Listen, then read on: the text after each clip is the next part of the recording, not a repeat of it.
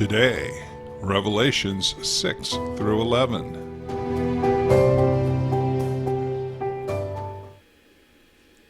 Chapter 6. I watched while the Lamb ripped off the first of the 7 seals. I heard one of the animals roar, "Come out!" I looked, I saw a white horse. Its rider carried a bow and was given a victory garland. He rode off victorious, conquering right and left. When the Lamb ripped off the second seal, I heard the second animal cry, "Come out!" Another horse appeared, this one red. Its rider was off to take peace from the earth, setting people at each other's throats, killing one another. He was given a huge sword.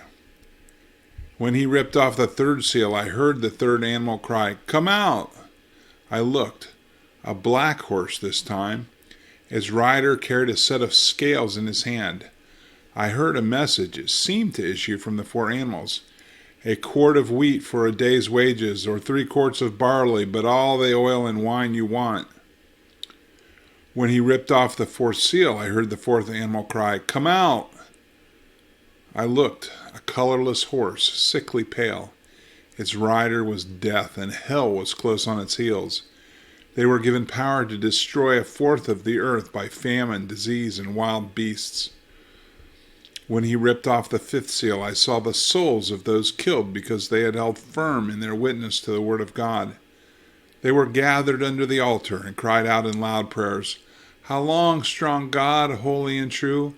How long before you step in and avenge our murders?" Then each martyr was given a white robe and told to sit back and wait until the full number of martyrs was filled from their servant companions and friends in the faith. I watched while he ripped off the 6th seal. A bone-jarring earthquake, sun turned black as ink, moon all bloody, stars falling out of the sky like figs shaken from the tree in a high wind. Sky snapped shut like a book, islands and mountains sliding this way and that.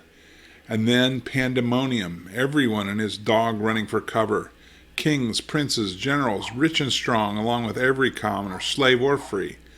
They hid in mountain caves and rocky dens, calling out to the mountains and rocks, "Refuge, hide us from the one seated on the throne and the wrath of the Lamb. The great day of their wrath has come. Who can stand it?" Chapter 7. Immediately I saw 4 angels standing at the 4 corners of earth, standing firm with a firm grip on the 4 winds, so no wind would blow on earth or sea, not even rustle a tree. Then I saw another angel rising from where the sun rose, carrying the seal of the living God. He thundered to the 4 angels assigned the task of hunting earth and sea. "Don't hurt the earth. Don't hurt the sea. Don't so much as hurt a tree until I've sealed the servants of our God on their foreheads." I heard the count of those who were sealed, 144,000. They were sealed out of every tribe of Israel, 12,000 sealed from Judah, 12,000 from Reuben, 12,000 from Gad, 12,000 from Asher, 12,000 from Naphtali, 12,000 from Manasseh, 12,000 from Simeon, 12,000 from Levi, 12,000 from Issachar, 12,000 from Zebulun, 12,000 from Joseph, 12,000 sealed from Benjamin. I looked again. I saw a huge crowd, too huge to count. Everyone was there, all nations and tribes, all races and languages, and they were standing, dressed in white robes and waving palm branches, standing before the throne and the Lamb and heartily singing, "Salvation to our God on his throne! Salvation to the Lamb!" All who were standing around the throne, angels, elders, animals, fell on their faces before the throne and worshipped God, saying, "Oh yes, the blessing and glory and wisdom and thanksgiving, the honor and power and strength, to our God forever and ever and ever. Oh yes." And just then, one of the elders addressed me. "Who are those dressed in white robes, and where did they come from?" Taken aback, I said, "Oh, sir, I have no idea, but you must know." Then he told me, "These are those who come from the great tribulation, and they've washed their robes, scrubbed them clean in the blood of the Lamb. And that's why they're standing before God's throne. They serve him day and night in his temple. The one on the throne will pitch his tent there for them. No more hunger, No more thirst, no more scorching heat. The Lamb on the throne will shepherd them, will lead them to spring waters of life, and God will wipe every last tear from their eyes. Chapter 8. When the Lamb ripped off the seventh seal, heaven fell quiet, complete silence for about half an hour. I saw the 7 angels who were always in readiness before God handed 7 trumpets. Then another angel carrying a gold censer came and stood at the altar. He was given a great quantity of incense so that he could offer up the prayers of all the holy people of God on the golden altar before the throne.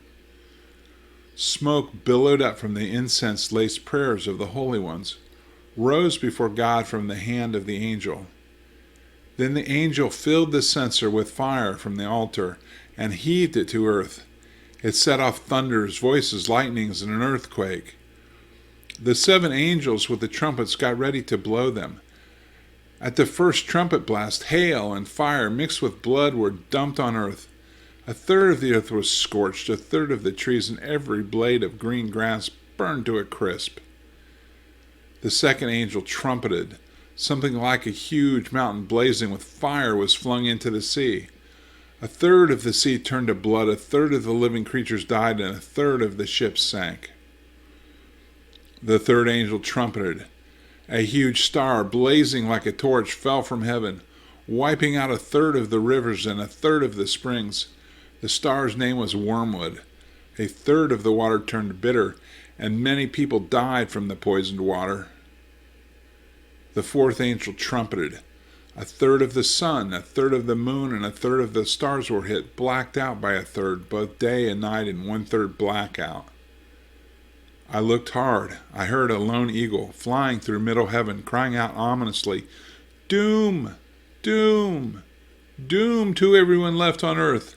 There are 3 more angels about to blow their trumpets. Doom is on its way." Chapter 9. The 5th angel trumpeted. I saw a star plummet from heaven to earth. The star was handed a key to the well of the abyss. He unlocked the well of the abyss. Smoke poured out of the well, billows and billows of smoke. Sun and air in blackout from smoke pouring out of the well. Then out of the smoke crawled locusts with their venom scorpions. They were given their orders: don't hurt the grass, don't hurt anything green, don't hurt a single tree, only men and women, and then only those who lacked the seal of God on their foreheads. They were ordered to torture, but not kill, torture them for 5 months, the pain like a scorpion's sting.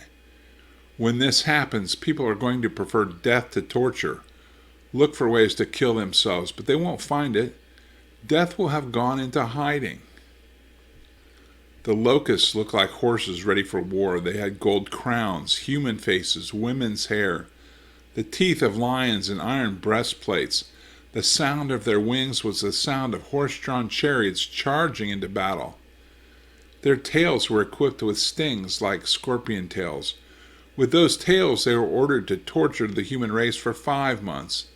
They had a king over them, the angel of the abyss. His name in Hebrew is Abaddon, in Greek Apollyon, destroyer. The first doom is past, 2 dooms yet to come. The 6th angel trumpeted, and I heard a voice speaking to the 6th angel from the horns of the golden altar before God.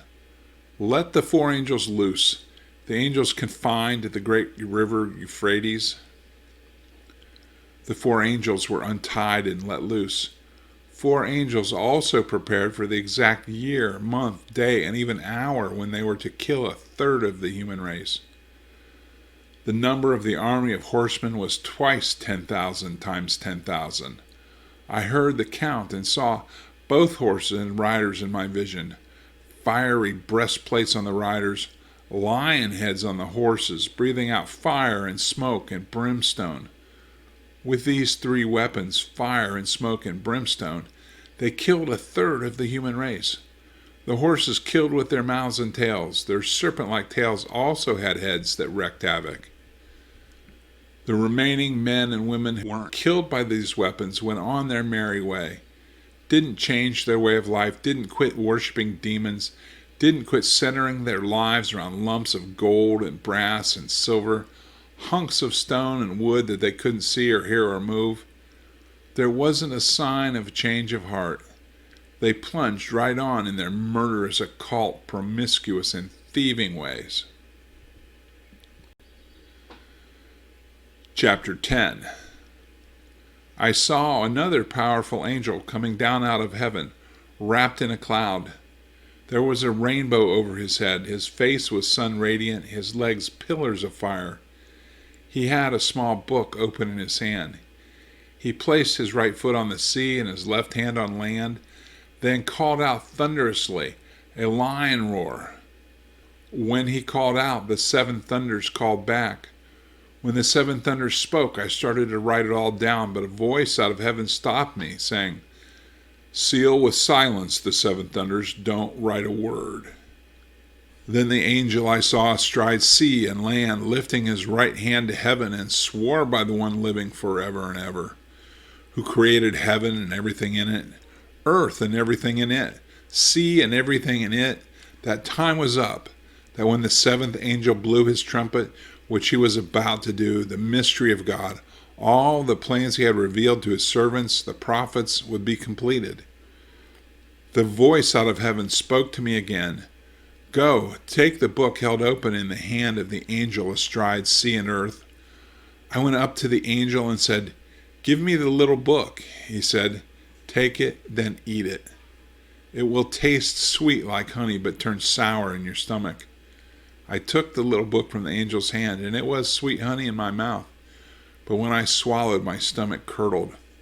Then I was told, "You must go back and prophesy again over many peoples and nations and languages and kings." Chapter 11.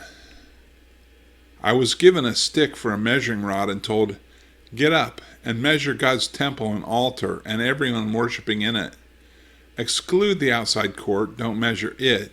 It's been handed over to non-Jewish outsiders. They'll desecrate the holy city for 42 months. Meanwhile, I'll provide my 2 witnesses. Dressed in sackcloth, they'll prophesy for 1260 days. These are the 2 olive trees, the 2 lampstands, standing at attention before God on earth. If anyone tries to hurt them, a blast of fire from their mouths will incinerate them, burn them to a crisp, just like that. They'll have power to seal the sky so that it doesn't rain for the time of their prophesying, power to turn rivers and springs to blood, power to hit earth with any and every disaster as often as they want. When they've completed their witness, the beast from the abyss will emerge and fight them, conquer and kill them, leaving their corpses exposed on the street of the great city, spiritually called Sodom and Egypt, the same city where their master was crucified. For 3.5 days they'll be there, exposed, prevented from getting a decent burial, stared at by the curious from all over the world. Those people will cheer at this spectacle, shouting, "Good riddance," and calling for the celebration, for those 2 prophets pricked the conscience of all the people on earth, made it impossible for them to enjoy their sins. Then, after 3.5 days, the living Spirit of God will enter them. They're on their feet, and all those gloating spectators will be scared to death. I heard a strong voice out of heaven calling, "Come up here." And up they went to heaven, wrapped in a cloud, their enemies watching it all. And at that moment there was a gigantic earthquake. 1/10 of the city fell to ruin. 7,000 perished in the earthquake. The rest frightened to the core of their being, frightened into giving honor to the God of heaven. The second doom is past, the third doom coming right on its heels. The 7th angel trumpeted. A crescendo of voices in heaven sang out, "The kingdom of the world is now, the kingdom of our God and his Messiah. He will rule forever and ever." The 24 elders seated before God on their thrones fell to their knees and worshipped and sang, "We thank you, O God, sovereign strong, who is and who was. You took your great power and took over, reigned. The angry nations now get a taste of your anger. The time has come to judge the dead, to reward your servants, all prophets and saints. Reward small and great who fear your name, and destroy the destroyers of earth. The doors of God's temple in heaven flew open, and the ark of his covenant was clearly seen, surrounded by flashes of lightning, loud shouts, peals of thunder, an earthquake, and a fierce hailstorm.